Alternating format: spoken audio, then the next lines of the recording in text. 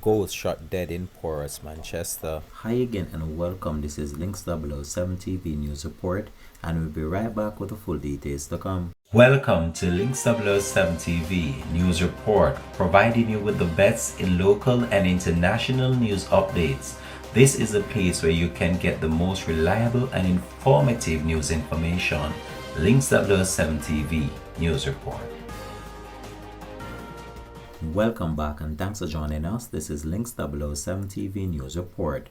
A man was shot dead while walking towards his Clarkstown home in Porus, Manchester on Monday night. Residents told reporters that at around 9:40 p.m. they heard loud explosion and subsequently found Stephen's body in a pool of blood with what appears to be a gunshot wound to the head. Residents theorized that Stevens was walking home when he was attacked and shot less than 150 meters from his house and less than 100 meters from the Porus main road. Detectives processed the scene late Monday night as Manchester murder tally increased to 44 following this incident.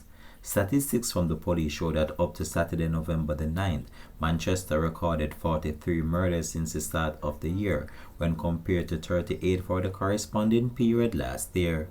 This has been Links 007 TV News Report. Thanks for watching.